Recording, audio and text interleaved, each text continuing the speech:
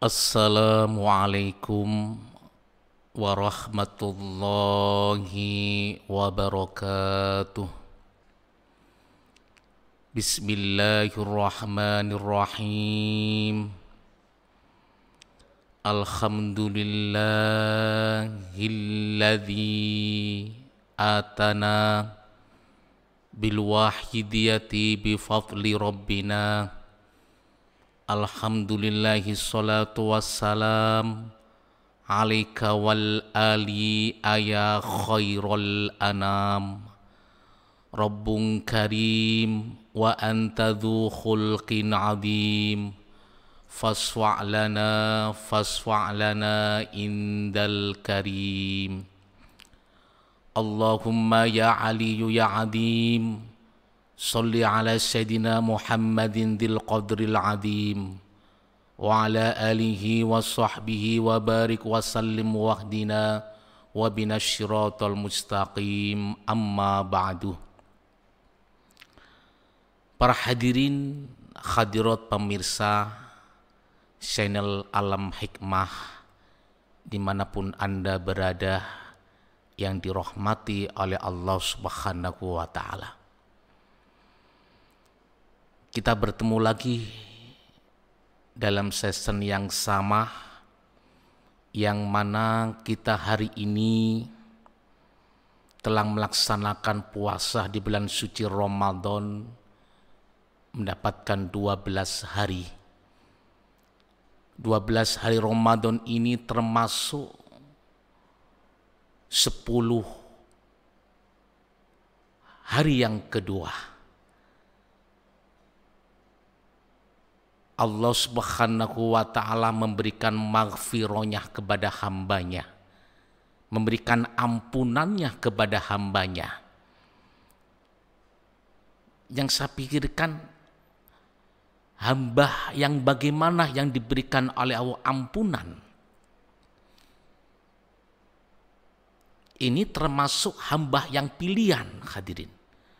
Bukan sembarang hamba yang diampuni oleh Allah Subhanahu wa ta'ala. Karena itu segala sesuatu apapun yang diterima oleh Allah atau yang ditolak oleh Allah, dan adapun orang-orang yang diampuni oleh Allah sebaliknya tidak diampuni oleh Allah, itu tergantung dari satu onderdil. Semuanya punya onderdil ini. Amal ibadah diterima oleh Allah, juga ditolak oleh Allah, tergantung onderdil ini. Apa onderdil itu? Hadis Rasulullah sallallahu alaihi wasallam menerangkan, inna fil jasati lamghatan idza suluhat suluhal jasatu kullu wa idza fasadat fasadal jasatu kullu ala wahya qalbu. Inilah onderdil di dalam diri kita. Bila mana di dalam jasad manusia itu ada sekumpal daging atau darah, itu darah itu baik semuanya. Sekumpal daging itu baik, maka seluruh amal-amal ibadahnya di bulan suci Ramadan atau di luar bulan Ramadan akan diterima oleh Allah Subhanahu wa ta'ala. Dan sebaliknya, di dalam jasad manusia ada onderdil atau sekumpal darah. Bila mana darah itu kotor, tidak suci, maka seluruhnya amal-amal ibadah, baik dilakukan di bulan suci Ramadan atau di luar bulan suci Ramadan, akan ditolak oleh Allah Subhanahu wa ta'ala. Wahya qalbu, itu adalah hati kita semuanya. Karena itu onderdil di dalam jiwa termasuk kolbu itu bila diperdayakan, dikembangkan, maka harus ada yang menuntun, membimbing. Butuh murabbi. Yang mana murabbi itu di akhir zaman sangat sulit untuk menemukan. Kalau murabbi yang mendidik amal-amal ibadah lahir, proses amal-amal ibadah lahir, halal, haram, mubah, semuanya amal ibadah lahir, syariat khususnya, yang berhubungan dengan fikih. Satu langkah kita, dua langkah, mudah untuk menemukan ulama seperti itu. Namanya ulama ahli fikri atau ulama fuqaha. Dan ulama yang menuntun hati bisa sowan di hadapan Allah. Hati itu bisa bersih. Hati itu bisa mengamalkan amal-amal ibadah hanya karena Allah Subhanahu wa Ta'ala. Itu ulama, namanya ulama ahli kasfi, ulama hukama, yang mana 1000 langkah kita mencarinya belum tentu dapat, hadirin.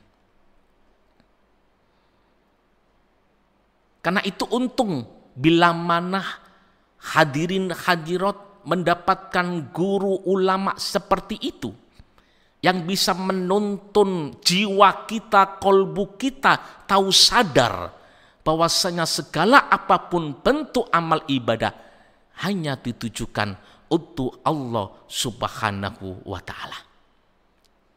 Dan bila mana kita tidak menemukan guru seperti itu yang mendidik rohani kita, jiwa kita, sehingga amal-amal ibadah itu bukan karena Allah tetapi binafsi, menuruti hawa kenawan nafsu kita.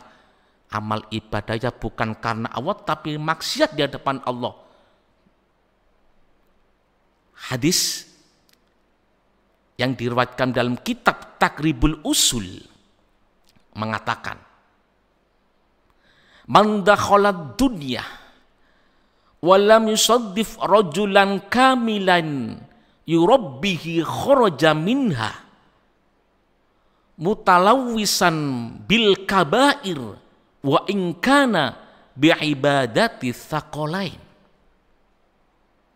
Barang siapa hidup di dunia, hadirin, tidak bertemu dengan seorang guru yang kamil mukamil, yang bisa mendidik hati, bisa sowan di hadapan Allah sehingga lurus amal ibadahnya hanya karena Allah Subhanahu wa Ta'ala, tidak bertemu, tidak menemukan guru seperti itu, maka dia keluar dari dunia dalam keadaan dosa besar, sekalipun ibadahnya sebanyak ibadahnya jin dan manusia.